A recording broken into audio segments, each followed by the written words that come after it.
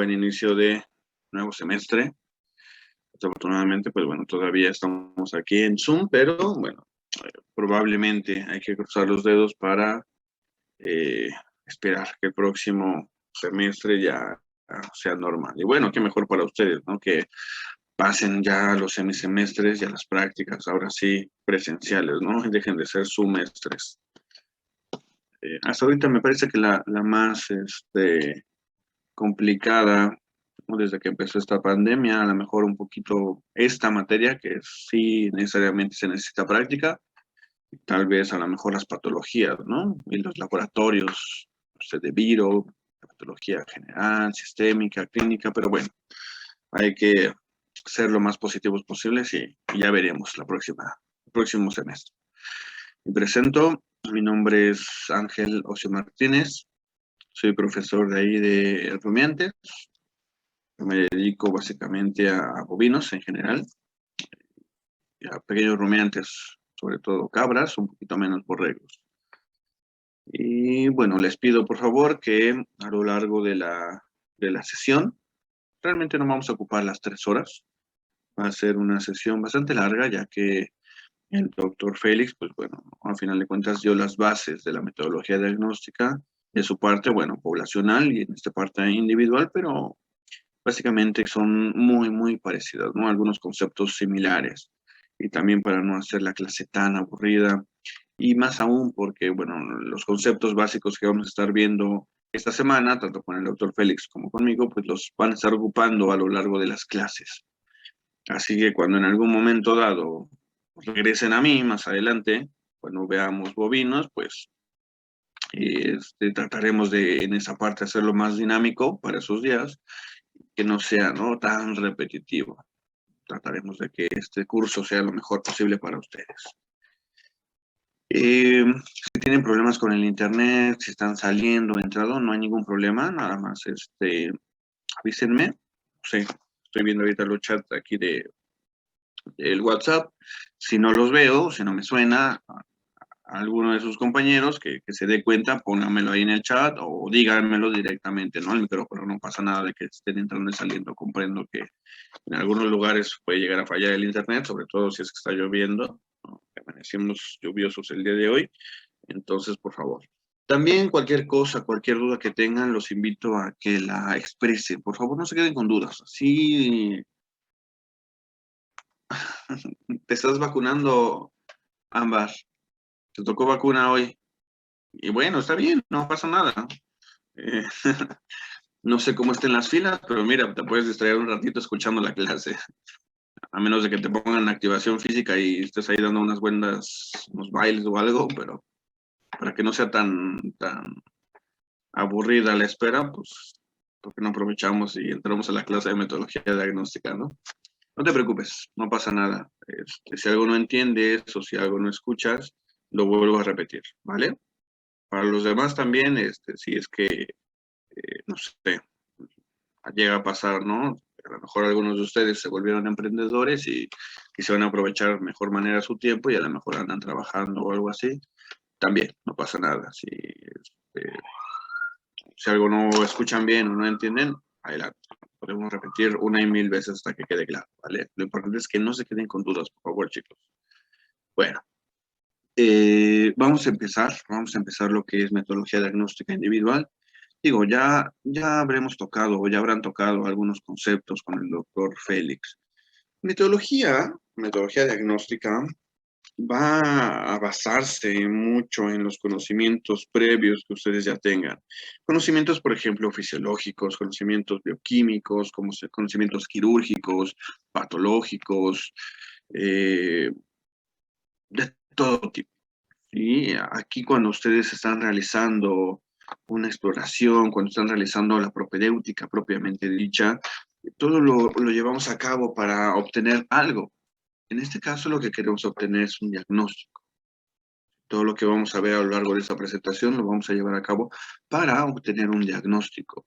Si bien hay algunas diferencias entre medicina poblacional y medicina individual, básicamente la propedéutica en algún momento dado tiene que ser la misma, ¿no? Aunque bueno, también podría variar de acuerdo a la especie, no vas a ponerle el estetoscopio a la abeja para ver cómo está, ¿no? Para medir su frecuencia cardíaca, su frecuencia respiratoria. No sé cómo saben peces, pero supongo que tampoco le metes ahí el microscopio al pez para escuchar su frecuencia cardíaca, ¿no? Tal vez en aves sí se podría un poquito más, y en algunas otras especies, ¿no? Donde se realiza clínica poblacional. A lo mejor también, por ejemplo, cuando hablamos de tratamientos, cuando hablamos de vacunación, cuando hablamos de desparasitación, es muchísimo más fácil colocar a lo mejor algún aditivo, colocar el medicamento o el fármaco directamente en el agua para poder dosificar, de acuerdo a si tenemos, no sé, 20 carpas, 50 carpas, si tenemos una nave de 5.000 pollitos, una nave de 5.000 gallinas de postura. Normalmente se utilizan, ¿no?, los fármacos directamente en el agua para que puedan ser consumidos directamente por el animal. Aquí cuando estamos hablando de medicina individual, pues bueno, a pesar de que estemos hablando, por ejemplo, de perros, de gatos e incluso de animales de producción, realizamos en algún momento, sobre todo en animales de producción, un poquito similar a medicina poblacional, ¿no? Cuando, por ejemplo, estás determinando la vacunación, la desparasitación, pues lo determinas para el ganado en general, para el hato que tienes ahí en tu unidad de producción. Ya más adelante, cuando tienes que aplicar la vacuna, cuando tienes que aplicar las vitaminas, el desparasitante, pues bueno, ya lo tienes que hacer de un individuo en un individuo. Lo mismo pasa, por ejemplo, en animales de compañía, como son los perros, los gatos, ¿no? Y hasta los animales no convencionales, en los cuales, pues bueno, vas con el médico veterinario y el médico veterinario te realiza una evaluación, un examen, un monitoreo de tus animales y bueno, en base a lo que vaya encontrando, pues va determinando el cuadro de medicina preventiva o va determinando a lo mejor si en algún momento tu animal se encuentra un poquito enfermo o algo, un tratamiento en particular. Entonces, todo esto, el meollo de este asunto es pues, para tratar de encontrar alguna anormalidad, algo en particular. Y nos basamos en algunos conceptos, ¿no? Por ejemplo, la semiología. Este se va a encargar de estudiar lo que podemos llegar a encontrar, lo que podemos escuchar, referir, ¿no? Que recuerden ustedes que aquí en medicina veterinaria no vamos a estar hablando de síntomas. Aquí no hablamos de síntomas. Aquí hablamos de signos. No vamos a poder llegar con el gato y preguntarle cómo se siente, ¿no? O se ha comido o no. Esto lo preguntamos directamente a los dueños, a los productores, y a través también de esa información podemos guiarnos un poco para realizar algunos diagnósticos presuntivos y empezar nuestro examen físico general y entonces darnos una idea de bueno, qué es lo que se puede estar encontrando. A través también de la exploración y de los hallazgos, de los signos que vamos a estar encontrando. Digo, todo esto para llegar a un objetivo. ¿Cuál es el objetivo? Pues bueno, determinar qué es lo que está causando el padecimiento, la incomodidad, el dolor, la enfermedad en particular.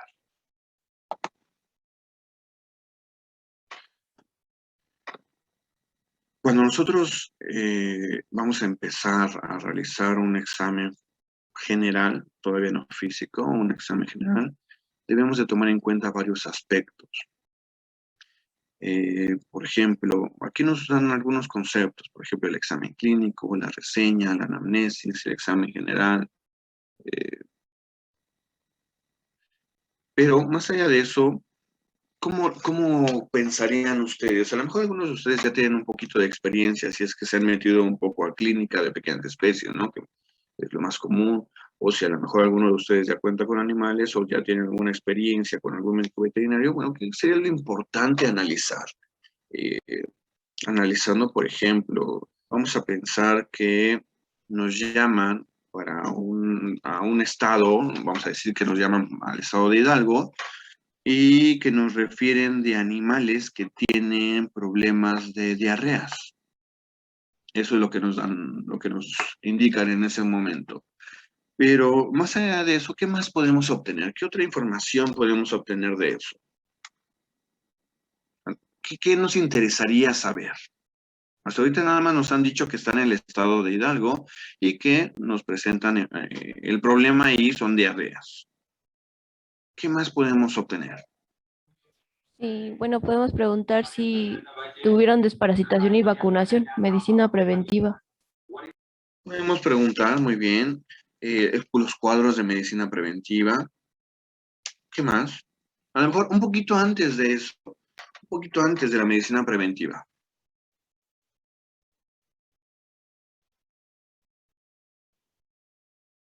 ¿Qué más, chicos? En el chat pusieron el tipo de alimentación. Muchas gracias. El tipo de alimentación, muy bien. ¿De qué será a lo mejor? No sé, forraje, grano, a lo mejor los dos, ¿en qué porcentaje? ¿Cuál es el porcentaje de inclusión del forraje? ¿Cuál es el porcentaje de inclusión del grano? Porque de ahí pueden derivar N cantidad de problemas. Pero hasta ahorita yo les he dado solamente dos datos, el estado y el problema en particular que empezaron a observar. Pero más allá de eso, algo más, piensen ahorita en cosas muy generales. O sea, muchas veces la respuesta que incluso crean más tonta es la respuesta correcta. ¿Qué nos interesaría saber? O sea, yo les marco a ustedes, yo le digo, por ejemplo, a ver, Abigail, doctora médica, ¿y qué cree que tengo aquí unos animales que tienen problemas de diarrea? Y tú me preguntas, no, pues ¿dónde está? Estoy aquí en el estado de Hidalgo, estoy aquí en Tizayuca. ¿Qué más te interesaría saber? ¿Qué especie de animales? Exactamente, vamos a empezar por lo general, ¿sí? Bueno, tienen diarrea, pero ¿quiénes? ¿Qué especie es? ¿Son vacas, son cabras, son borregos? Y en base a eso, ya cuando empezamos a preguntar, por ejemplo, la especie, podemos ir tirando de ese hilo, perdón. Me preguntan aquí la edad de los animales, claro, también, porque no? Me dicen, a lo mejor vamos a pensar que son cabras, y las que están enfermas son cabras aproximadamente de 2 años, ¿no? Son cabras de 2 años. ¿Qué más? Siguiendo ese hilo en particular. ¿Cuál es el pinzo técnico de las cabras? Muy bien, exactamente. ¿Qué podemos obtener de las cabras? Yo sé que todavía no llevan sus materias de profundización y sus materias de mi semestre, pero se imaginan que podríamos obtener de las cabras. Pues carne, leche, piel. Muy bien. Carne, leche, piel, pelo, subproductos como la cajeta, ¿no? Dulces de leche, pie de cría. Entonces, bueno, sí tenemos una gran variedad, tenemos por lo menos 5 fines o técnicos de la unidad de producción. Me preguntan aquí, muy bien, leche, carne, piel, exactamente. Ya tenemos la edad, ya tenemos el fin técnico. ¿Qué más podríamos obtener de información?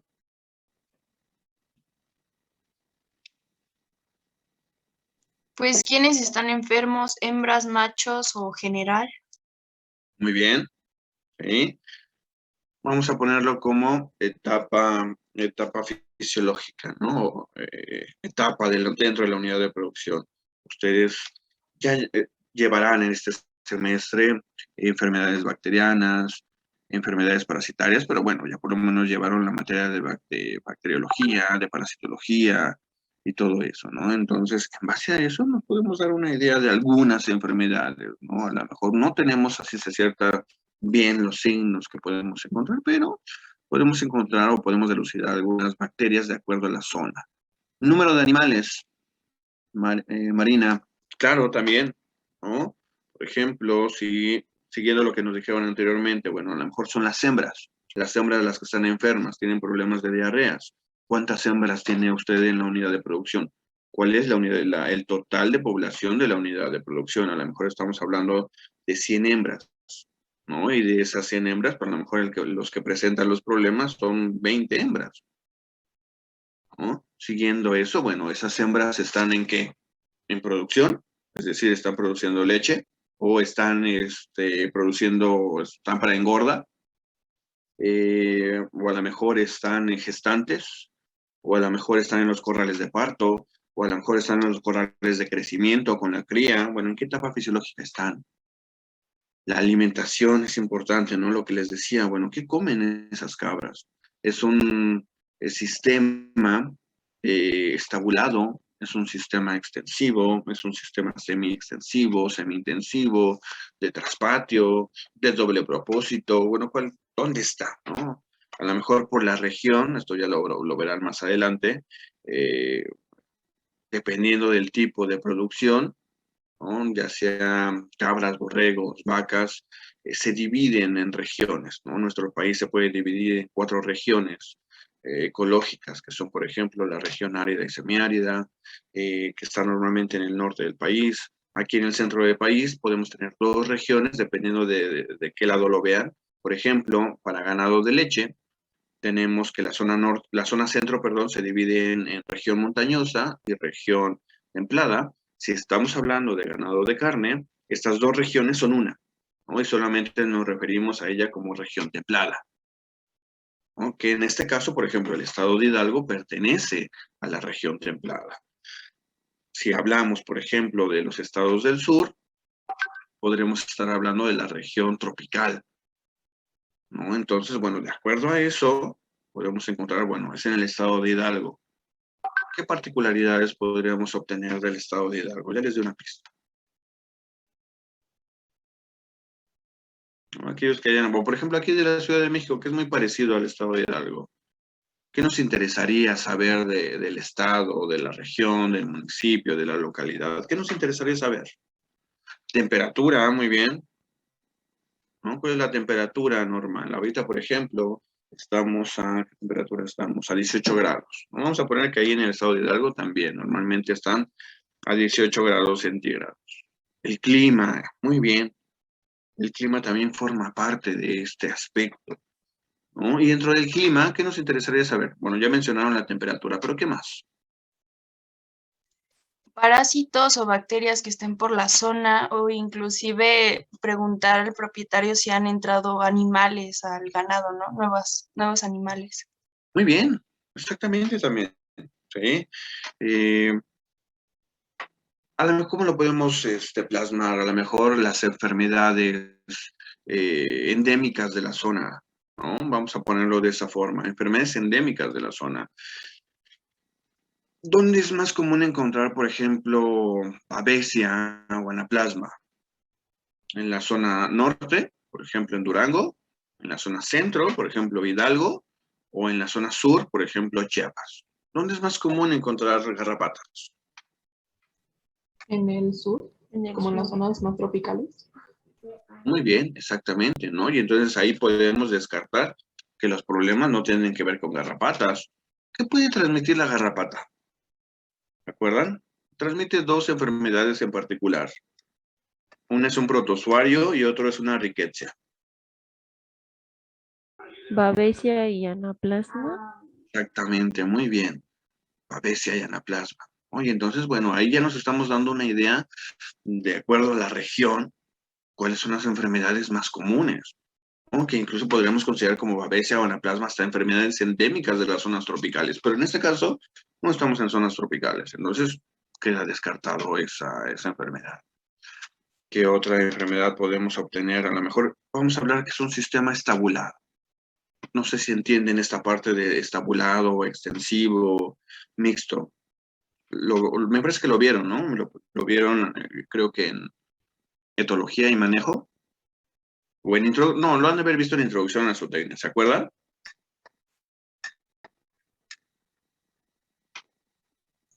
¿No? Pues sí, en el estabulado es en el que no salen a pastorear y pues están pues literalmente en corrales todo el tiempo. Muy Y en bien. el extensivo sí pueden salir a pastorear. Y en el mixto es pues unas horas están en establos y en unas horas salen a pastorear. Exactamente, muy bien.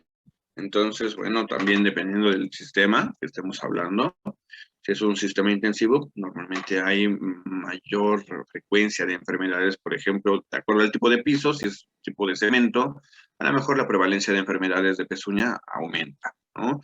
Y normalmente también el sistema estabulado está asociado a alimentación a base de granos, ¿no? En un 90, 95%, incluso el 100%. Estos granos, como ustedes recordarán de sus clases de nutrición, pues bueno, pueden producir en algún momento acidosis, alcalosis, cuerpos cetónicos, ¿no? Que eso podría derivar a lo mejor en la diarrea.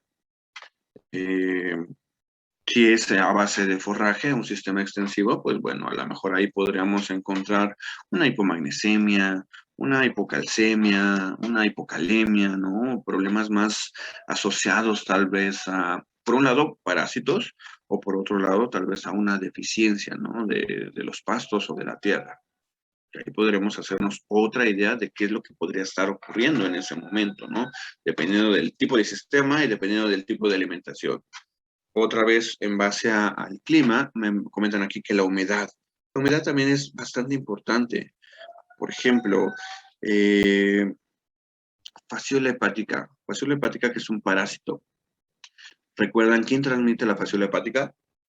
¿Cuál es el vector?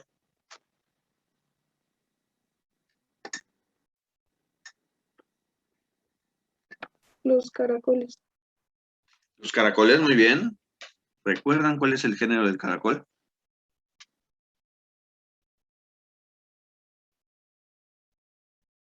Caracol limnea. Muy bien, Jonathan. ¿Sí? ¿Por qué es importante conocer el clima?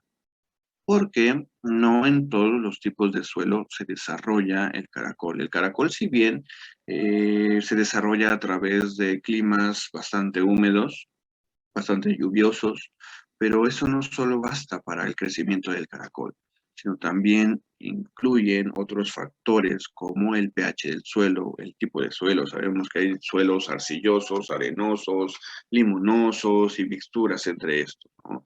Entonces, si el pH del suelo no es el idóneo para el crecimiento del caracol, pues ese caracol no va a crecer. Y entonces el problema de fasciola hepática pues no va a estar presente en esa zona, ¿no? Ahí nos damos otra idea de que otra enfermedad puede o no estar, ¿no? Incluso ahí podemos descartar enfermedades. Por eso les digo que hay que tomar todo eso en cuenta. Vamos a pensar que nosotros ya nos dirigimos al estado de Hidalgo, ya estamos a lo mejor a unos 5 kilómetros del estado de Hidalgo, ya ubicamos cuál es el tipo de clima, ya sabemos el finzotécnico de la unidad de producción, ya sabemos la especie, ya sabemos la edad, pero nos ha faltado preguntar algo relacionado a la especie y a la edad. ¿Qué más podríamos preguntar? Sabemos que son cabras, sabemos que son cabras en producción. La raza, La raza, muy bien, exactamente. Muy bien, Andrea, la raza. Ya lo verán más adelante que hay una gran variedad de razas caprinas que pueden producir leche. Tenemos la Saanen, la Alpina francesa, la Toggenburg, la Oberhasli. Tenemos una gran variedad de ese tipo, ¿no? Entonces, bueno, podríamos dirigir también ahí algunas particularidades. Si tienen problemas digestivos, pues bueno, en base a la función zootécnica, que es producción de leche, en base a la raza, bueno, podremos darnos o encaminarnos un poquito más también a identificar problemas. Ahora, vamos a dejar a lo mejor un poquito a los animales productivos. Vamos a pensar que les llegan, ustedes trabajan en una clínica de pequeñas especies y llega el dueño refiriendo lo mismo. Vamos a decir que es un perro y que el perro también presenta diarrea. ¿Qué preguntarían? Obviamente viene aquí de la Ciudad de México, ¿no? Ustedes conocen el clima, conocen a lo mejor viendo al perro y se imaginan la raza. Vamos a pensar que es un beagle. ¿Qué preguntaría?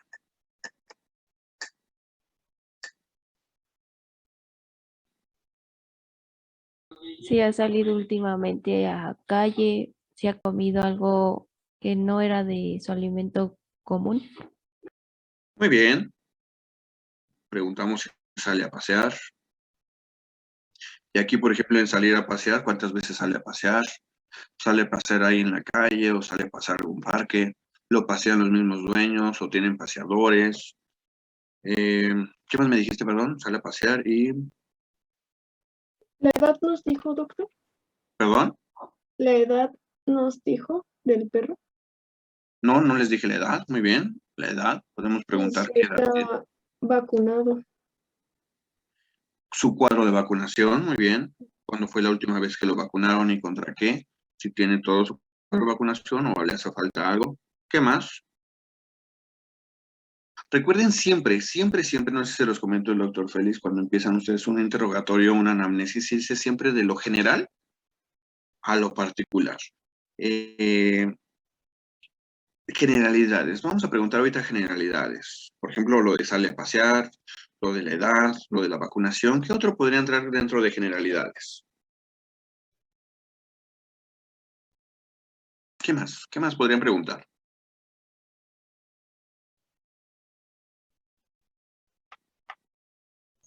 Si está castrado, Si es un macho entero o está castrado, muy bien. ¿Cómo está de ánimo? Y me parece, Sandra, que eso ya es un poquito más particular. Y ahorita nos vamos a basar en generalidades, muchísimo más común. Un entorno más común del perro, ¿no? A lo mejor todavía no entramos directamente al problema. ¿Cómo es el lugar donde vive? Muy bien, Ámbar. ¿Por qué? Porque podríamos estar hablando de un perro que se desarrolla en un departamento, que se desarrolla en una casa, a lo mejor la casa tiene jardín o no tiene jardín. Perdón, ¿alguien más iba a comentar algo? Sí, perdón. Sí, convive con más perros, más animales. Muy bien. Si hay otros animales en la casa, ya sean perros, gatos, pericos, hurones, qué sé yo, ¿no? Recuerden que muchas veces las enfermedades, bueno, se pueden transmitir de un individuo a otro o de una especie a otro. Muy bien. ¿Qué más? Otra generalidad. Edad, el tipo de casa, vacunación, ya identificamos la raza. ¿Qué más?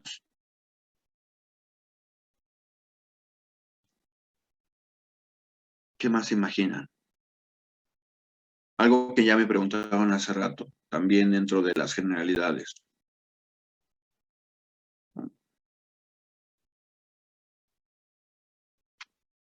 La comida. ¿Alguien iba a comentar algo? Adelante. La edad, La edad, muy bien, sí, hay enfermedades más predisponentes en animales adultos que en animales jóvenes o viceversa. Muy bien.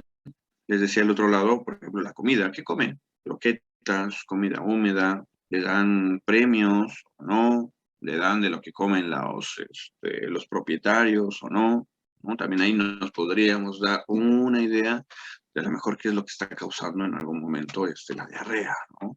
Puede ser una diarrea mecánica simplemente porque a lo mejor el animal le dieron un super pollo, ¿no? Y se lo comió así de una sentada y entonces de ahí derivó el problema. Y entonces, ahora sí nos vamos un poquito más a lo particular. Y ahora sí, Sandra, ¿no? Preguntamos, bueno, ¿y cuál es su estado de ánimo? ¿Cómo ha visto al perro? ¿Lo ha visto todavía activo? ¿Lo ha visto deprimido? ¿Qué más? ¿Qué más podríamos preguntar ya de su estado, por ejemplo? sí también ha presentado vómitos. También ha presentado vómito, ¿no? ¿Alguna otra particularidad, alguna otra seña que haya visto, por ejemplo, el propietario de interés para el examen? ¿No? Y que a nosotros, bueno, nos pueda estar dirigiendo a otra particularidad. ¿Qué más?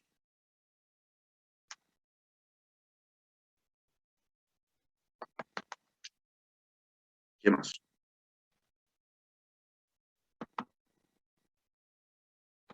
Voy aquí en el chat. Si está comiendo bien o si toma agua, que eso también es importantísimo, ¿no? Tanto en perros y gatos como en animales de producción, es importante, ¿no? Conocer, bueno, cuándo fue su última comida. ¿Ha estado comiendo? ¿No ha estado comiendo? ¿Ha estado bebiendo agua o no? Ya que eso puede derivar a otros problemas que se deriva del problema principal, ¿no? En cuanto al estado de ánimo, también es importante saber si el animal camina o no camina o se la pasa echado. Muchas veces se sienten tan mal los animales que prefieren quedarse ahí acurrucados, hechos bolita, y entonces es por eso que dejan de comer. No es porque tengan realmente un signo clínico de inapetencia, sino les duele muchísimo y entonces no están comiendo. ¿Qué más podríamos preguntar?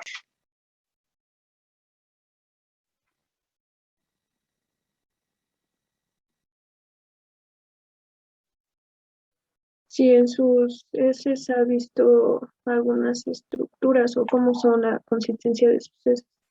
Muy bien. Y ya cosas un poquito más particulares, ¿cuál es la Bueno, consistencia? anteriormente, ¿no? Porque nos comenta que ha presentado diarrea. Muy bien, sí, exactamente, ¿no? ¿Cuál es la apariencia normal de las heces del perro, como defeca normalmente, ¿no? ¿Cuál es el color? Que recuerden también que el color de las heces va a ir también mucho en función del tipo de alimento que se les está dando. Pero también, por ejemplo, ¿no? Cómo empezaron a cambiar las heces en cuanto a estructura, en cuanto a olor, en cuanto a color. Eran más pastosas, más líquidas, de un color más, no sé, a lo mejor el perro defecaba de un color negro y ahora, perdón, de un color café y ahora defeca de un color un poquito más oscuro, más negro. Si se nota un color más rojizo, si se nota un color más amarillento, si hay presencia de otras estructuras, por ejemplo, que puede haber moco, ¿no? Sangre, que puede ser por un lado melena, ¿no? Sangre con presencia de las heces, o sangre ya un poco digerida, que no es lo mismo, no vienen de la misma parte del sistema digestivo. ¿Vale? Una es desprendimiento de la mucosa y otra puede ser sangre de otro lado que se está filtrando ahí en el sistema digestivo. Muy bien, ¿qué más?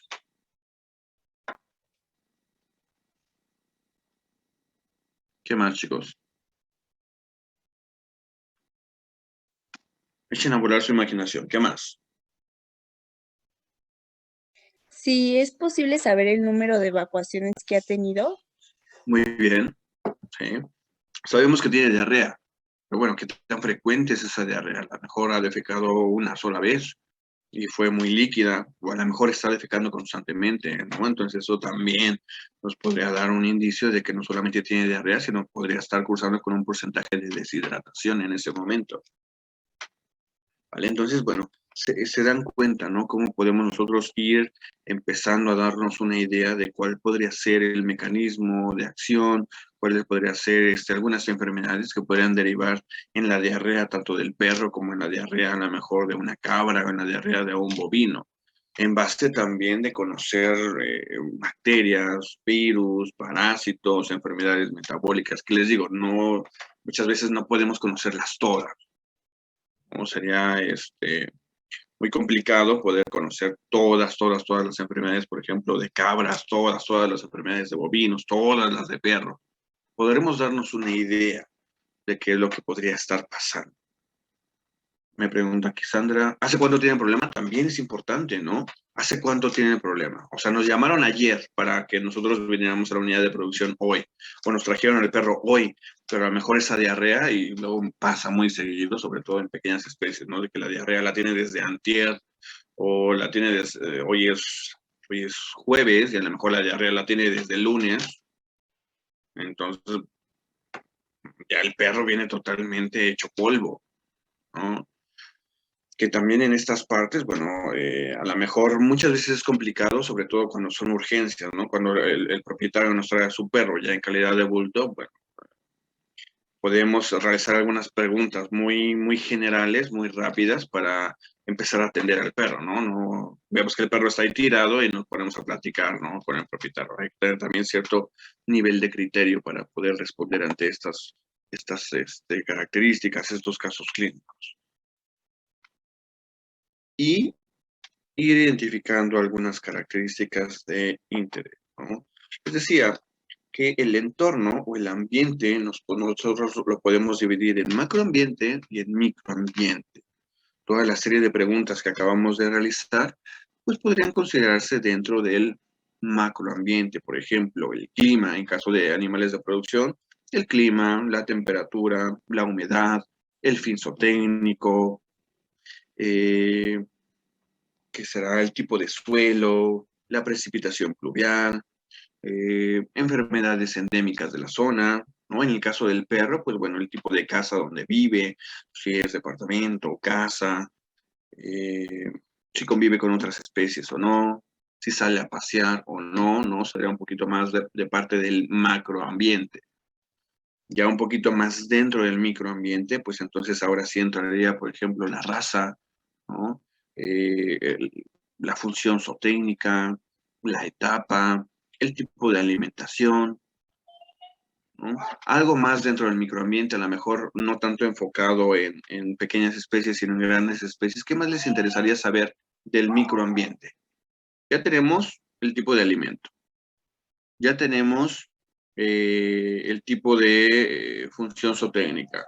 Ya tenemos el objetivo de la producción. Ya tenemos la edad del animal. Ya tenemos la región.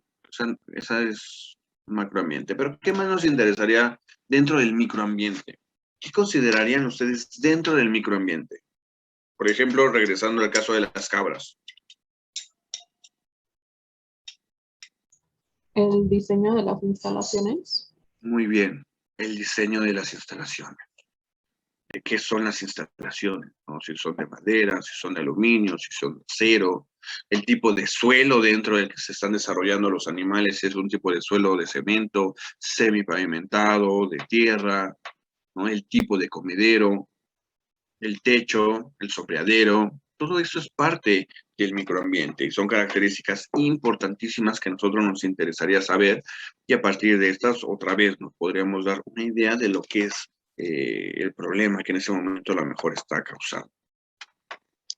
Vemos esta diapositiva que nos habla de los signos, ¿no? Haciendo una pequeña diferencia entre lo que son los síntomas y los signos. Otra vez regresando a esta parte de que aquí en medicina veterinaria nosotros trabajamos con signos, no con síntomas. Síntomas es todo aquello a lo que el paciente nos está refiriendo que él percibe, que él siente. Les digo, no podemos llegar con una vaca, con una cabra, con un gato, ¿no? Y preguntarle a él directamente cómo se siente, dónde le duele. Todos estos signos nosotros los vamos a estar encontrando. Son hallazgos al examen físico, ¿no? ¿Qué podemos encontrar? Bueno, a lo mejor estamos evaluando al animal, estamos palpando al animal y de repente encontramos a lo mejor una pequeña bolita que no debería de estar ahí, ¿no? Encontramos ahí algún pequeño absceso. A lo mejor en la frecuencia cardíaca encontramos un aumento de la frecuencia cardíaca. Eso también es un hallazgo a la exploración, un hallazgo a la propedéutica.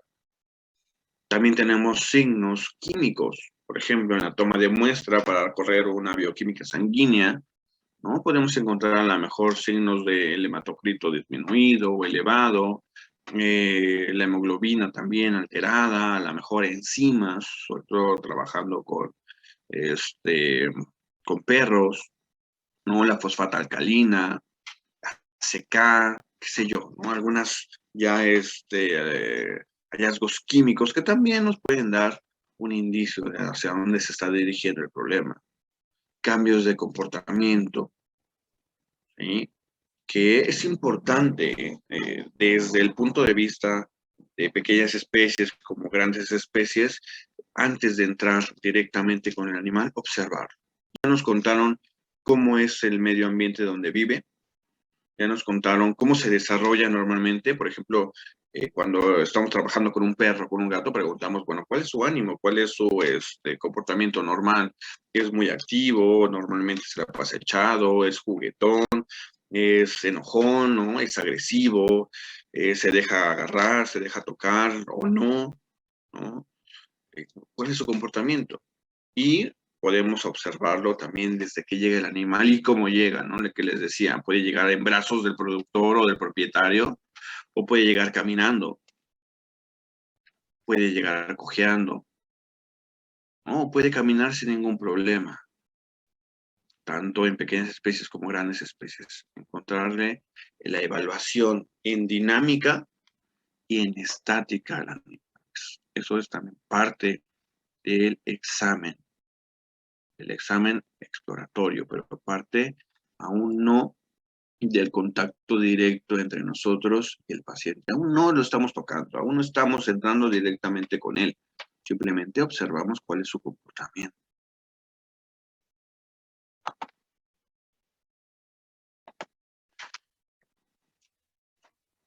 Toda la información que nosotros obtenemos a partir de los productores, a partir de los trabajadores, de los dueños, toda esa información nosotros la conocemos como anamnesis.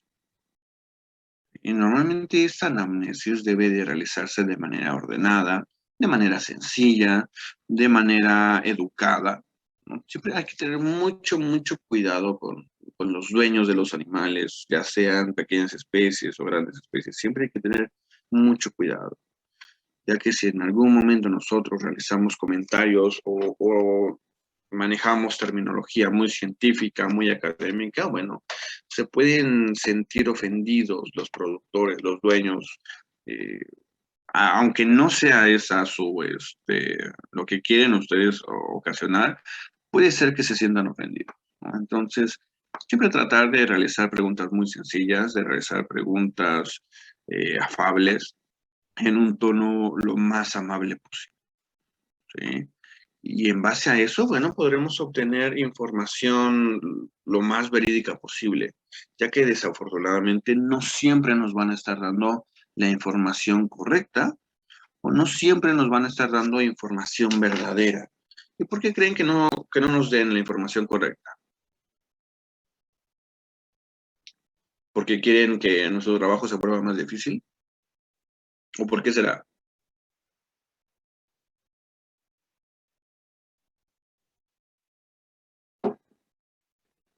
¿Por qué creen que en algún momento el dueño del perro nos lo trae y le preguntas, ¿no? Que a lo mejor lo trajo por un absceso, y es un absceso, parece que tiene dos cabezas, ¿no? Y le preguntas, ¿desde cuándo tiene el absceso? No, me dijo, pues le salió ayer. Ayer, de un día para otro. Ajá. Pues para minimizar su culpa, ¿no? Muy bien. Eso es la mayor parte del tiempo, es eso, su culpa, muchas veces, ¿no? Incluso en grandes especies, cuando tú hablas con el trabajador y le preguntas que por qué la vaca no se mueve, ¿no? Muchas veces te va a decir que a lo mejor se resbaló o que a lo mejor otra vaca le pegó y a lo mejor ya cuando pasas con la vaca a realizar la exploración física, pues el golpe no corresponde a una cornada, eh, la lesión que estamos observando no corresponde a que la vaca se haya resbalado por la zona donde tiene el hematoma o la lesión, ¿no? Y a lo mejor vamos a pensar que corresponde más a un golpe con el tractor. Ay, dices tú, pues, alguien tuvo que haber manejado el tractor, ¿no? Ya llegas y le preguntas al trabajador quién maneja el tractor y pues te va a decir que él, ¿no? O a lo mejor te va a decir que fue fulanito, menganito. Incluso también en pequeñas especies, ¿no? Lo del absceso. Ese absceso no salió de ayer a hoy. ¿Por qué no lo trajo antes? ¿Quién sabe? ¿No? Entonces, muchas veces, no digo que todas, algunas veces puede ser porque sea culpa del mismo dueño, sea culpa del mismo trabajador, ¿no? Y en otras ocasiones, pues simplemente no lo saben, no lo conocen, ¿no? A lo mejor no estaban tan atentos de la atención del animal, que bueno, en propietarios se entiende, ¿no? Porque muchas veces, bueno, trabajan, se van todo el día y no están con el perro o el gato todo el día, ¿no? Entonces muchas veces desconocen la información, pero en unidades de producción, pues eso es un poquito más complicado, ya que en algún momento, pues hay trabajadores que están ahí casi todo el día al tanto de los animales, ¿no? Entonces, esas podrían ser algunas de las razones de por qué no nos dan información correcta. Otras veces también es que te tienes que volver investigador, ¿no? Te están dando la información, en un momento te dicen una cosa y en otro momento te dicen otra cosa, ¿no? Y se empiezan a contradecir. Entonces ahí también tienes que empezar a identificar, bueno, cuándo nos está diciendo la verdad o cuándo no nos está diciendo la verdad. Entonces, bueno, eso es parte de lo que es la anamnesis, ¿no? Y muchas veces, bueno, también la información es incorrecta porque de plano, ¿no? Los trabajadores a lo mejor no les caemos bien o el trabajador ese día viene enojado, qué sé yo. Y entonces nos empieza a decir una sarta de cosas que no corresponden a lo que estamos observando. Bueno, eso es la anamnesis, ¿no? Una serie de preguntas ordenadas en función del problema. Y tenemos que preguntar sobre el problema actual, a lo mejor un poquito de historia clínica, ya sea de la unidad de producción en general o de los mismos animales. Por ejemplo, que otras enfermedades se han presentado en la unidad de producción. Si hay enfermedades que se presentan de acuerdo a temporadas, de acuerdo a época del año o de acuerdo a lo mejor a un cambio, ¿no? Que en algún momento a lo mejor se le suplementa, ¿no? Con otro aditivo, que es un aditivo a lo mejor temporal, normalmente que lo dan, o sea, en los meses de otoño, y ahí es cuando se presentan con mayor frecuencia enfermedades digestivas, ¿no? Por un cambio de dieta, qué sé yo. Establecer también, por ejemplo, la historia clínica de contra qué desparasitan, cada cuándo desparasitan, contra qué vacunan, cuándo son las vacunaciones. Vamos a pensar, por ejemplo, que estamos en una zona tropical, donde normalmente hay enfermedades muy comunes como rabia. O rabia, saben ustedes que si estamos hablando de una zona endémica de rabia, pues se recomienda la vacunación 2 veces al año. Si estamos en una zona con baja prevalencia, pues bueno, se recomienda la vacunación 1 vez al año. Por ejemplo, yo había estado trabajando ahí en el estado de Chiapas, en una zona ganadera principalmente, y hablando con unos productores, una asociación de productores, estábamos revisando el cuadro de medicina preventiva contra que estaban vacunando los productores y nos llamó la atención a mis compañeros y a mí que no vacunaban contra rabia. Y era una zona endémica con una alta prevalencia de rabia y no vacunaban contra ella, ¿no? Y hablando con los productores les preguntamos que por qué no vacunaban contra rabia y ellos nos dijeron que no existía la rabia, ¿no? Que la rabia en la zona no había rabia, ¿no?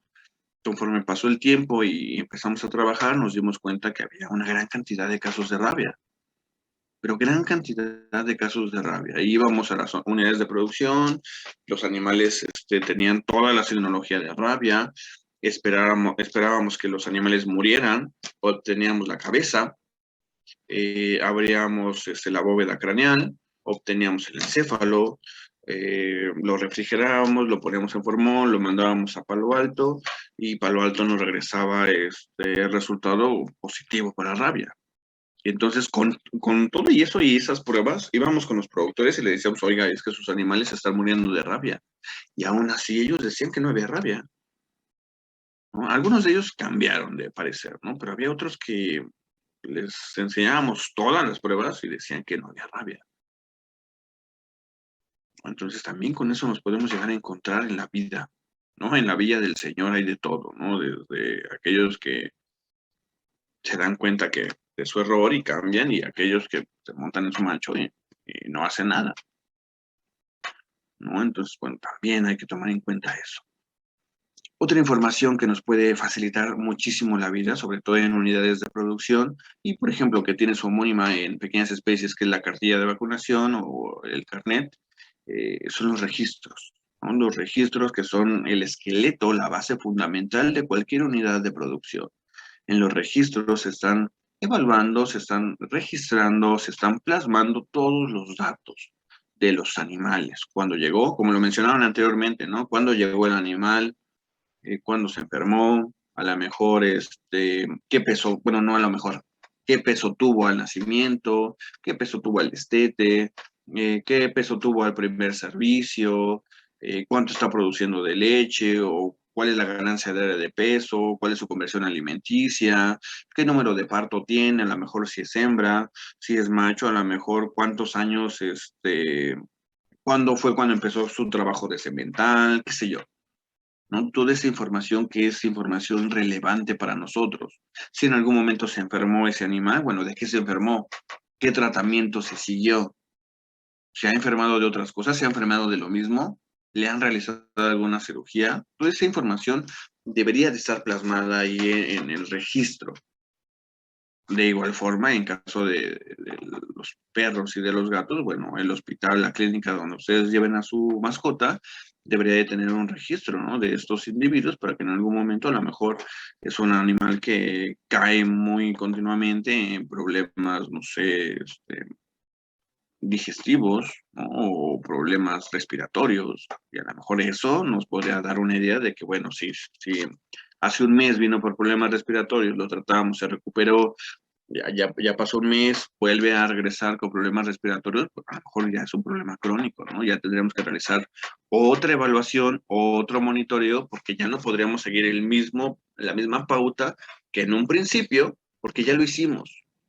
Ya evaluamos a ese individuo de manera general, ya se le dio un tratamiento, se recuperó, pero volvió a recaer después de un cierto tiempo. Tendremos que cambiar no solamente la manera de trabajar con él desde un inicio, sino la farmacología, el tratamiento, e incluso los estudios de laboratorio. Realizar el examen clínico de los animales, ¿no? Ya terminamos de realizar la anamnesis, nos enteramos un poco de la historia clínica de la unidad de producción, nos enteramos tal vez si haya fauna feral o fauna nociva o fauna silvestre, que en algún momento podrían cursar como vectores, huéspedes intermediarios, huéspedes accidentales del agente patógeno, nos enteramos qué comen, nos enteramos del medio ambiente de los animales, ya nos enteramos por qué nos llamaron, cuál es el meollo del asunto, cuál es el problema en particular en ese momento, cuántos animales están enfermos, cuántos se han recuperado, si ha habido animales muertos o no. Ahora sí, ya pasamos directamente a realizar el examen clínico a los animales. Ahora sí ya estamos en contacto directo con los animales. Ya podemos realizar una propedéutica más directa, ¿no? Y a través de eso, de los hallazgos a la exploración, de los hallazgos al examen físico, pues nos podemos dar una idea de un diagnóstico, ¿sí? Un diagnóstico presuntivo, que podemos tener tres tipos de diagnósticos. El diagnóstico presuntivo, que es como la primera punto de vista del médico veterinario una vez que realiza el examen físico, ¿no? Si estamos hablando de problemas digestivos, pues bueno, dependiendo de alguna otra valoración, a lo mejor tiene movimientos ruminales disminuidos, hablando a lo mejor de un rumiante. Si estamos hablando a lo mejor de un perro, a lo mejor tiene los tonos disminuidos del sistema digestivo, incluso se escucha con una frecuencia menor, no se escuchan adecuadamente el movimiento de las asas intestinales, pues bueno, podríamos encontrar o ligar, ¿no? El problema de diarrea o viceversa. A lo mejor encontramos hiperperistaltismo, ¿no? Que también está muy ligado a los procesos diarreicos. Hay mucho movimiento en el intestino, en el sistema digestivo, y entonces por eso también encontramos diarrea, ¿no? Podemos a lo mejor en caso de perros encontrar un dolor abdominal. En caso de rumiantes, pues bueno, valoraremos, por ejemplo, por palpación transrectal, la función ruminal, ¿no? Y a través de todo eso podemos dar un diagnóstico presuntivo. A lo mejor, no sé, ¿qué podríamos pensar en pequeñas especies? Obstrucción por cuerpo extraño, alguna intoxicación con algún alimento, cambio de alimento. A lo mejor todas otras constantes están normales, simplemente tiene diarrea, ¿no? A lo mejor comió algo y eso es lo que le provocó la diarrea, qué sé yo, ¿no? A lo mejor en grandes especies, pues bueno, podríamos pensar en una acidosis, bueno, que también le puede dar a los perros, ¿no? Acidosis, un cambio de pH digestivo, qué sé yo, nos damos una pequeña idea, ¿no? Y eso sería como de entrada. Después tenemos los diagnósticos diferenciales. Son todas las causas particulares que en algún momento podrían estar convergiendo en la signología, ¿no? Que es lo que les acabo de decir, ¿no? A lo mejor cuerpo extraño, a lo mejor intoxicación con un alimento, a lo mejor comió de más el perro, o a lo mejor le cambiaron del alimento. Entonces ahí tenemos 4 diagnósticos diferenciales. Y por último tenemos ya el diagnóstico definitivo. Ese diagnóstico definitivo en el cual nosotros llegamos a él a través de todo lo que acabamos de comentar, más pruebas de laboratorio.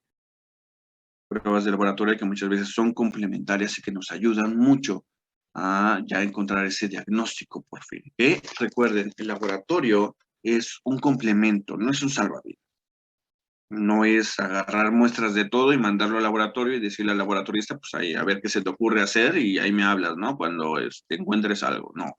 Nosotros tomamos muestra, por ejemplo, en este caso tomamos una muestra de heces, la mandamos al laboratorio y realizamos un copro, ¿no? Para determinar parásitos gastrointestinales más comunes del perro.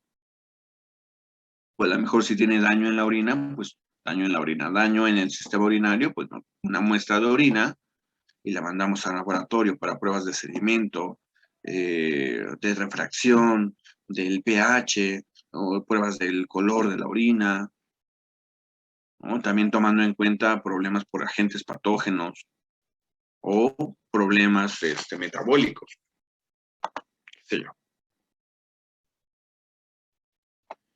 Esos son todos los datos, ¿no? Que en algún momento ya comentamos, sobre todo cuando estamos hablando directamente con el propietario, con el dueño, ¿no? Que son información que nosotros debemos de recabar, como por ejemplo el nombre del propietario, la dirección, de dónde viene, un teléfono celular para contactarlo en casos de que el animal se quede hospitalizado o en caso de que se haya resuelto el problema y a lo mejor simplemente para hacer seguimiento del caso, un email, a lo mejor también para comunicarnos con el productor o con el dueño.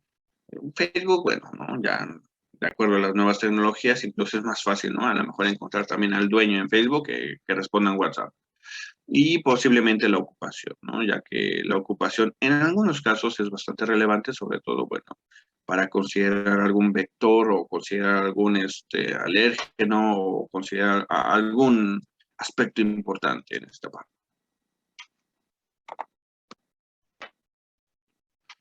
Ya hablamos de la anamnesis, ¿no? Son las generalidades, tanto del tiempo presente hacia atrás, como del tiempo presente inmediato, en este momento.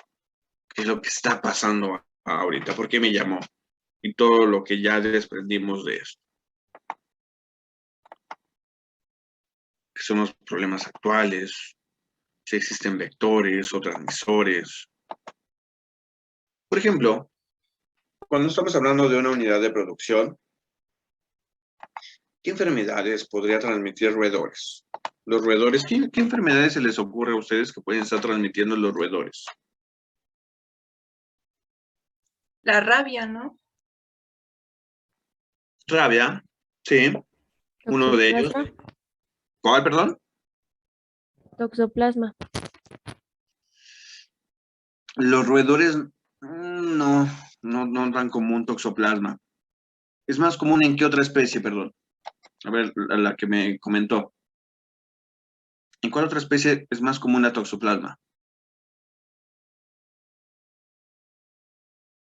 ¿Recuerda médica? En gatos.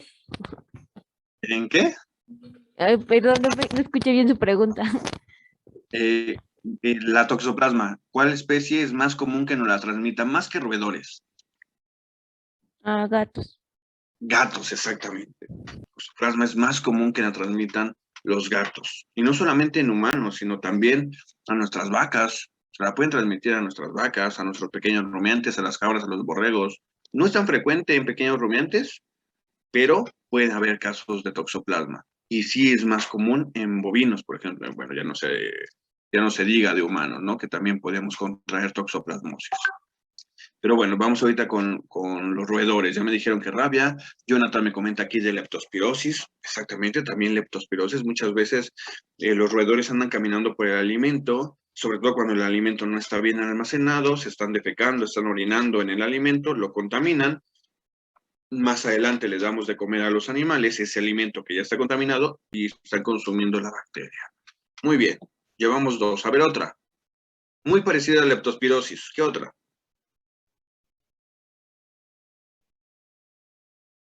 Les doy una pista. Enfermedad también nerviosa. Recuerden que leptospira tiene que ver con sistema urinario, con sistema reproductivo. Y la otra enfermedad que le estoy preguntando, muy similar en nombre a la leptospira, produce más problemas nerviosos.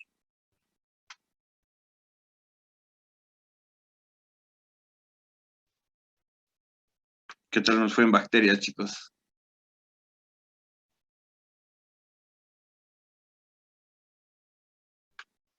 ¿No? ¿No se acuerdan? ¿Nada? Listeria. Nos puede estar también transmitiendo listeria, enfermedad nerviosa principal.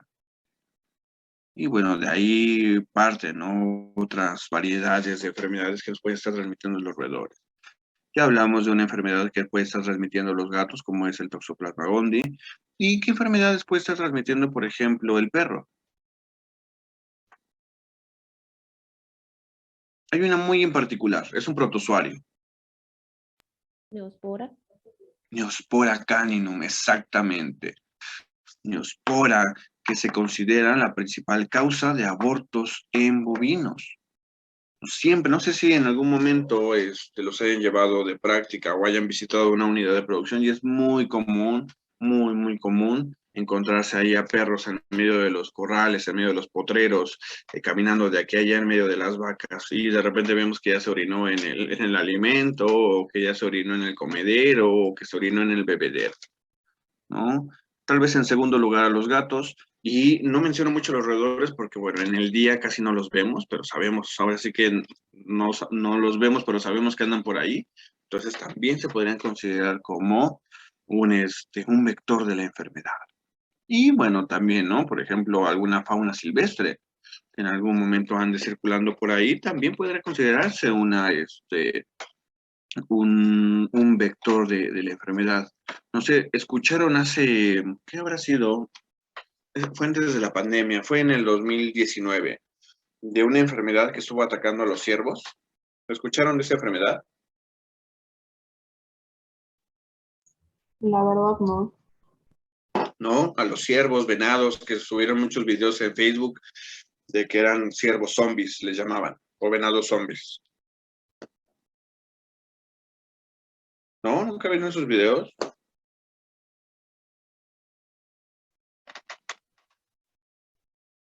¿Nada? Bueno, ¿han escuchado de las encefalopatías? Sí. Por ejemplo, ¿por qué se desarrollan las encefalopatías? ¿Qué lo causa? Puede ser un daño hepático, ¿no? Y como no se están metabolizando algunos compuestos, pues estos a través de la circulación llegan al sistema nervioso central y por eso causa como pues esta respuesta nerviosa. Me acabas de describir muy bien la patología de cuerpos cetónicos, pero no la patología de las encefalopatías. Pero muy bien, lo describiste muy bien, que pueden ser un ejemplo de una enfermedad nerviosa originada no necesariamente por un agente patógeno, sino que tiene que ver directamente por un mal manejo en la dieta. Perfectísimo. Nos menciona aquí Jonathan de los priones. Exactamente. Sí, los priones son los que van a estar causando las encefalopatías. Supongo que han escuchado, por ejemplo, de Scrappy, han escuchado, por ejemplo, de la encefalopatía espongiforme bovina, han escuchado de las encefalopatías de los felinos, y otras tantas, ¿no? Y un ejemplo que les quería decir era esta de los ciervos, ¿no? Estos ciervos que en algún momento también, a pesar de que son animales silvestres, son susceptibles a padecer encefalopatías. En ese momento, cuando salieron los casos en Estados Unidos y Canadá de estos ciervos o de estos venados con encefalopatía espongiforme, pues bueno, fue muy sonado porque es una enfermedad exótica. Una enfermedad exótica que normalmente, bueno, no, cuando se presenta ya no hay nada que hacer más que eutanasiar a los animales, ¿no? Y menciono esta enfermedad en particular porque no tiene que ver con agentes patógenos, tiene que ver también con un mal manejo en la dieta. Los priones, para quien no lo sepa, son partículas pequeñas de proteínas. Son partículas de proteínas que pueden estar causando por una por una mutación en la proteína, por una isoforma mutada de la proteína, pueden llegar a estar causando problemas nerviosos muy parecidos a rabia, ¿no? Y que este problema, por mencionar un poquito de su historia, se desarrolla a través del consumo de harinas o el consumo de restos de hueso o restos de músculo, ¿no? Pero se preguntarán ustedes, ¿y entonces cómo lo pudo padecer un ciervo? ¿O cómo lo puede padecer una vaca? ¿O cómo lo puede padecer una cabra si ellos comen forraje, ¿no? O grano, no comen carne. A menos de que se hayan vuelto locas y van y le meten una mordida ahí a su contraparte, ¿no? Lo que pasa ahí es que en la ganadería en general se utilizaban anteriormente algunos aditivos, como cuáles, harina de hueso, harina de carne. ¿Qué pasaba? Pues que estos animales que se utilizaban para transformarlos más adelante en harina de hueso o harina de carne, estaban enfermos. Ya estaban enfermos de encefalopatía se procesaban esas harinas, se les daba de comer a otros animales y entonces por medio de esas harinas, de ese consumo dentro de la dieta, el animal obtenía la enfermedad. Y hay su contraparte en los humanos. ¿Saben cómo se llama la encefalopatía en humanos? Provocada por priones. ¿La han escuchado?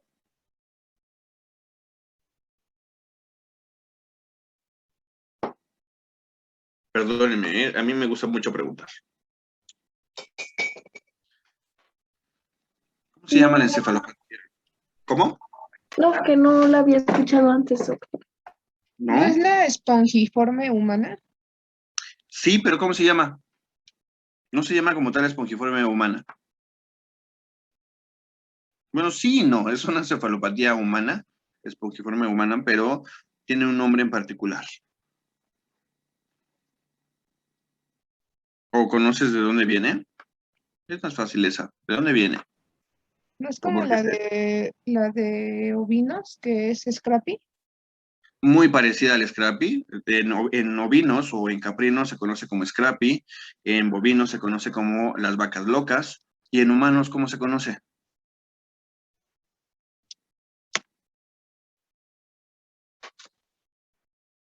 Es una que tiene un nombre raro, como en alemán o algo así. En africano, y es un nombre raro, sí. La enfermedad del Kuru. ¿No la habían escuchado? ¿Kuru? Mm, Viene de No. No, solo una de nombre. tribu, ¿no? Por ahí por Nueva Guinea, ¿no? Esta enfermedad se desarrolló o se encontró por primera vez en una comunidad ahí de Nueva Guinea, donde las personas ancianas, cuando morían, las personas jóvenes se comían el encéfalo de estas personas. ¿Por qué creen? Porque creían que así iban a adquirir sus conocimientos. Exactamente.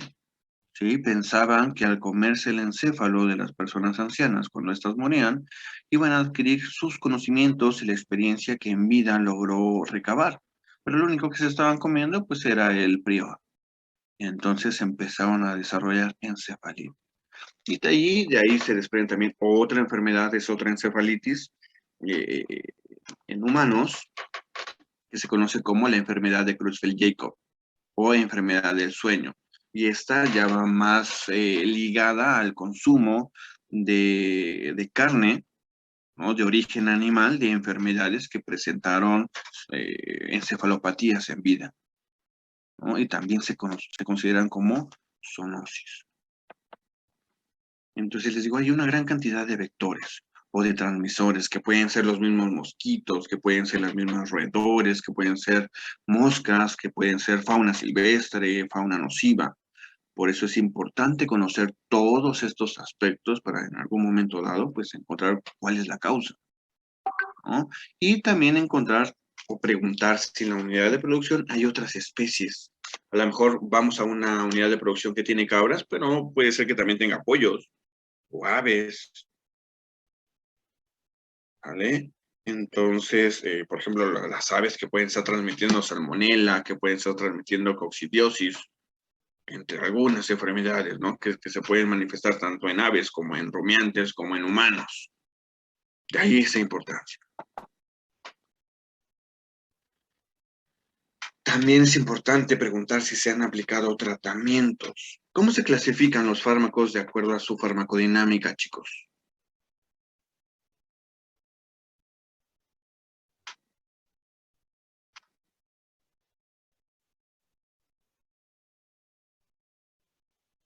¿Cómo se clasifican de acuerdo a su farmacodinámica?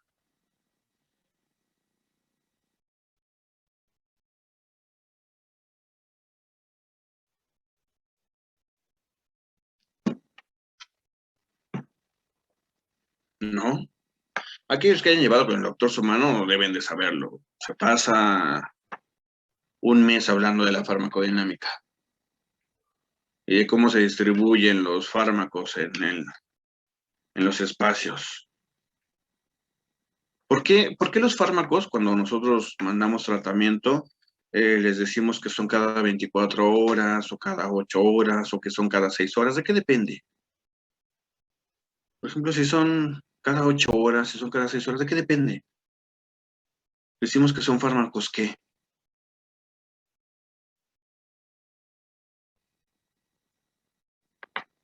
¿Tiempo dependiente? Muy bien, exactamente. ¿Sí? De acuerdo a su clasificación en la farmacodinámica, los fármacos se clasifican en tiempo dependiente y concentración dependiente.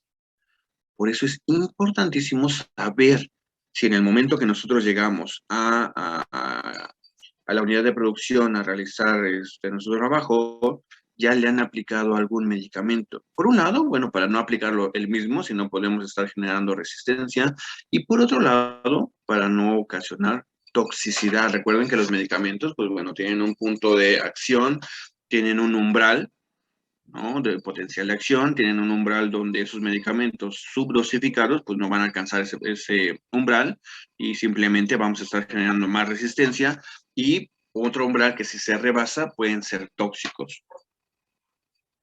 Entonces, mucho cuidado en ese aspecto. Fármacos concentración dependiente. Si nosotros otra vez rebasamos la concentración media inhibitoria, podemos intoxicar al animal. Si administraron un medicamento hace 2 horas y nosotros lo volvemos a aplicar, podemos estar ocasionando también toxicidad. Mucho cuidado en ese aspecto. El seguimiento. Bueno, esto del seguimiento ya es un poquito más en los planes que podemos nosotros hacer o realizar una vez de que ya se realizó la consulta, de que ya se realizó el examen del individuo, ¿no? Y que pueden servir también para conocer un poco más de cómo va evolucionando. Este progreso lo podemos hacer si es que el animal está dentro de hospitalización, ¿no? O si se va a quedar en la unidad de producción, a lo mejor en un corral de enfermería, o dentro de, ¿cómo decirlo?, de los corrales generales, ¿no? Este seguimiento, pues bueno, en algún caso puede ser subjetivo dependiendo de la valoración de uno u otro médico.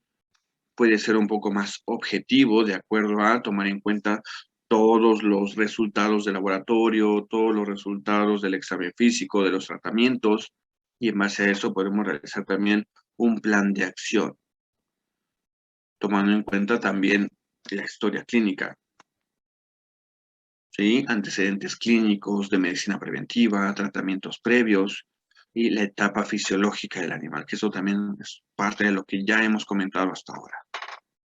No sé, si hay alguna duda, ¿vamos bien o me estoy yendo muy rápido o me he estado revolviendo? Díganme, ¿cómo vamos? ¿Vamos bien? Sí, Sí, todo vamos bien. bien. Sí, Vale, doctor, todo bien. Gracias. perfecto. ¿No? Esta historia clínica que también ya la hemos estado deshilachando, ¿no? Condiciones del hábitat o macroambiente, la temperatura, la humedad, iluminación, el espacio donde está mi animal, ¿no? Que les decía, bueno, es una casa, es un departamento, tiene jardín, no tiene jardín, en qué región es, en qué estado. En base a eso vamos a saber la temperatura, la humedad ambiental, el calor, el tipo de alimentación, ¿no? Si es, por ejemplo, un perro, bueno, come croquetas o no, come comida casera, se les da premios, ¿no? A lo mejor, no sé, algunas carnacitas, a lo mejor estos sobres, ¿no? O latas que les dan de vez en cuando.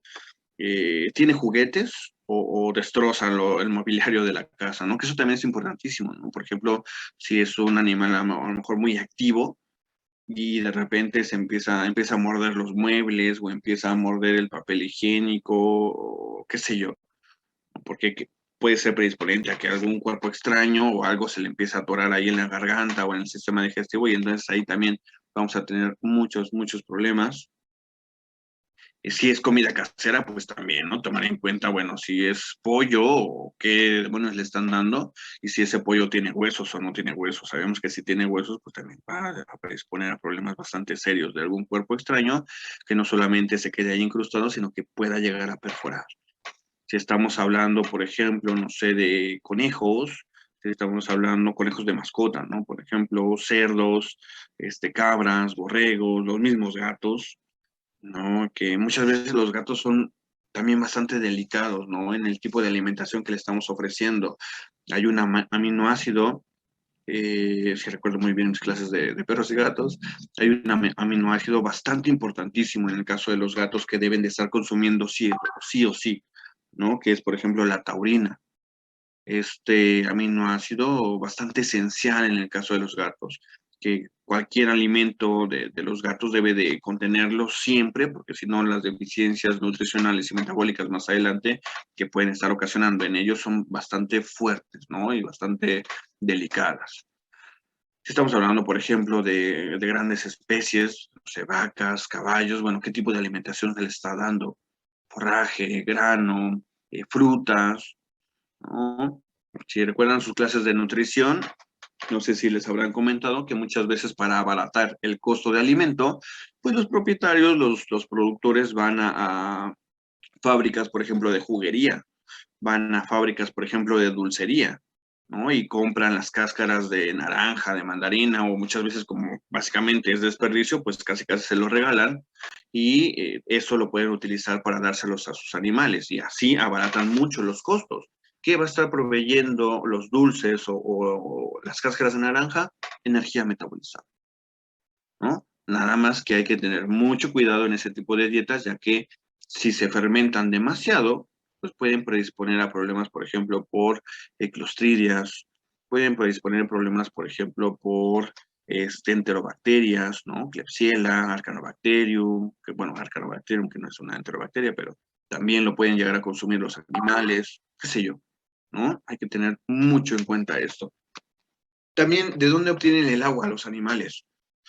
A lo mejor en el caso de los perros y de los gatos, pues bueno, nosotros le ponemos un trastecito con agua y el gato o el perro lo va consumiendo a lo largo del día. Y hay otros utensilios, por ejemplo, ¿no? Estas como fuentes de agua que ocasionan que el agua siempre se esté moviendo.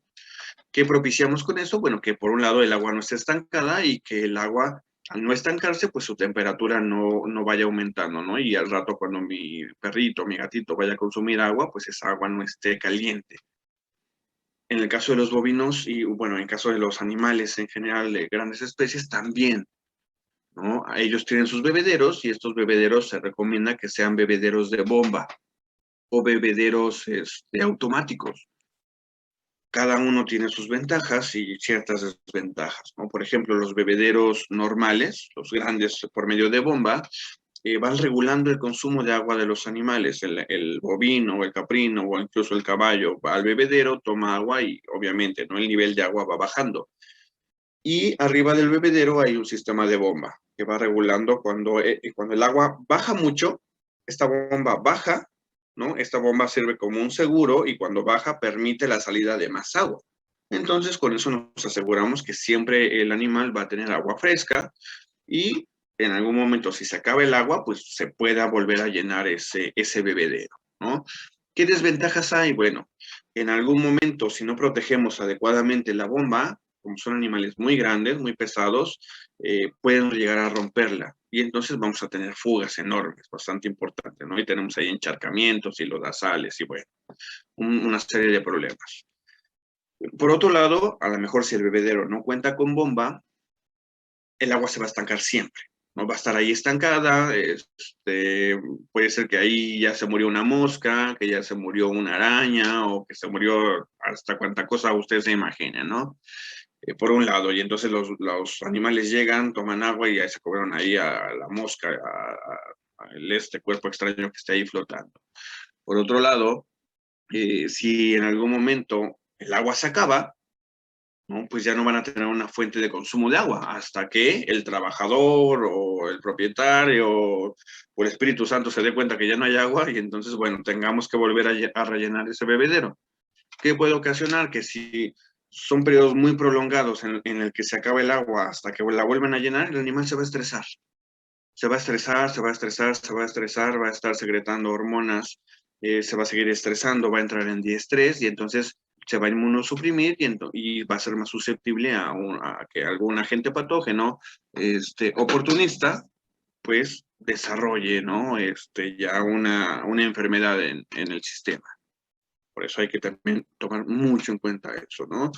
O, por ejemplo, ¿qué más? ¿Qué otro caso clínico nos han tocado luego? Esto también es más común de perros, ¿no? Y a veces de gatos, pero más común en perros. Los propietarios se van de vacaciones, le dejan ahí 3 cubetas al perro, a lo mejor se van 2 semanas y el perro se acaba las 3 cubetas en, ¿qué será? Una semana, ¿no? Vamos a ponerle ahí. Y a lo mejor los propietarios tenían que regresar en 2, pero pasó algo y se regresaron en 4. Y entonces el perro pasó 3 semanas sin agua. Si bien le va el perro, cuando regresan los dueños sigue vivo, ¿no? Y sigue ahí dando lata. ¿Qué es lo primero que hacen los dueños? Le ofrecen otra cubeta de agua al perro o un traste bastante lleno con agua para que esté tomando agua. ¿Y el perro qué va a hacer? Pues está desesperado por tomar agua. Y va a tomar el agua rapidísimo. Se la va a echar a lo mejor en menos de 5 minutos. No sé si a ustedes les ha pasado en algún momento, ¿no? Que llegan a casa así demasiado calor, muy cansados y de repente se avientan 3, 4 vasos de agua y les empieza a doler la panza, ¿no? O les empieza a doler la cabeza. ¿Por qué pasa esto? Porque por un lado el agua está muy fría y por otro lado, pues este, los espacios, ¿cómo se llaman? Me fue el nombre. Los espacios intersticiales, ¿no? Obviamente, van en función de la cantidad de líquido, ¿no? Y entonces esos animales se toman el agua muy rápido y se intoxican con agua. Y al rato estamos observando problemas nerviosos en los perros y embotamiento y problemas digestivos simplemente porque el animal se tomó 5 litros en menos de 2 horas, ¿no? Y simplemente por un mal manejo. Pero bueno.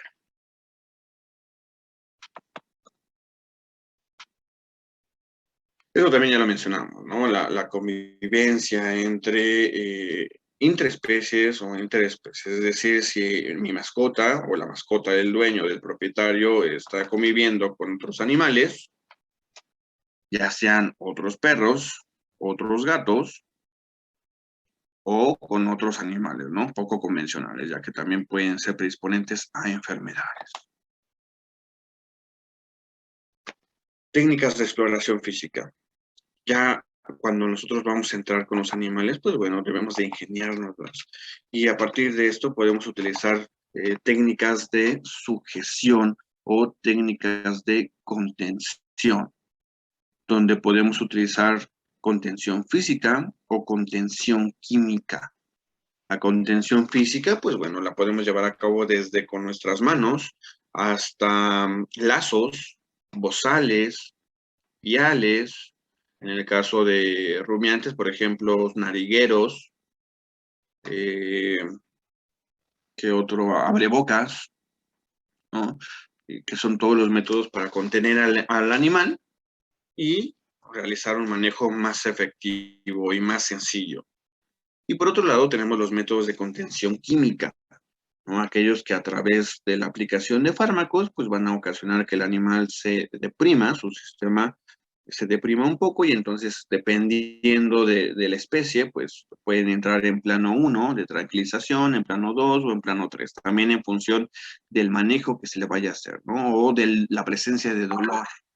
Por ejemplo, si tenemos no sé, vamos a realizar una profilaxis en gatos, bueno, en la vida el gato nos va a prestar la boca más de 5 segundos, ¿no? Podemos a lo mejor abrirle la boca 5 segundos y la va a cerrar.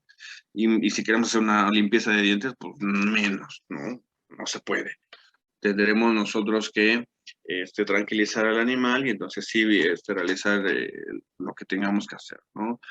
Y bueno, otras cirugías a lo mejor de mayor tiempo, pues requerirán también que los animales sean tranquilizados. ¿Cuándo más podemos utilizar tratamientos farmacológicos como contención química? Cuando los animales son muy agresivos, ¿no? Por ejemplo, un ejemplo de esto de los gatos, cuando la presencia de dolor es muy grande y cuando hay poco personal, ¿no? Por ejemplo, hablando de vacas, hablando de caballos, a lo mejor vamos a realizar alguna, no sé, alguna laparotomía exploratoria y obviamente, ¿no? No se va a dejar el caballo así por sí solo, pues tendremos que tranquilizarlo, ¿no? Lo mismo el bovino. Lo mismo, por ejemplo, en la profilaxis que le decía el gato. O sea, si nada más estamos nosotros, no se va a dejar el gato. Entonces, en ese momento, nosotros podemos realizar una contención química. ¿Qué ventajas nos va a dar la contención en general? Pues bueno, trabajar de mejor manera, ser más eficientes, reducir el riesgo de daño, de accidentes, no solamente para los animales, sino para nuestra persona y para el personal que esté en ese momento trabajando con nosotros. Y obviamente también nos va a dar profesionalismo, ¿no? De saber hacer las cosas y de saber desarrollarlas. Es importantísimo esta parte.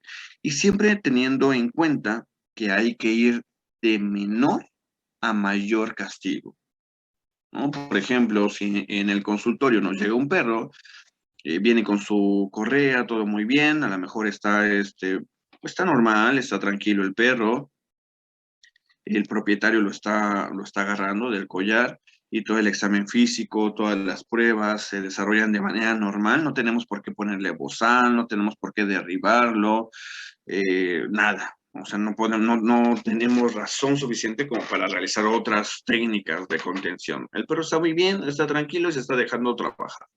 Lo mismo pasa, por ejemplo, con una cabra, con un bovino. A lo mejor le ponemos el lazo, podríamos ponerle tal vez el bozal y hasta ahí. Si se deja trabajar sin ningún problema, con eso trabajamos.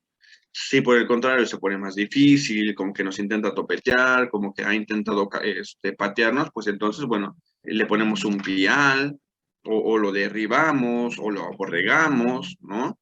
Todo en función de que no se vaya a lastimar él y no me vaya a lastimar yo.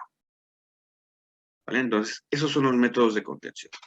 ¿Para qué podemos utilizar estos métodos de contención? Pues son herramientas, son técnicas para que nosotros podamos ahora sí realizar el examen físico general, ¿no? Para poder, bueno, ahora sí utilizar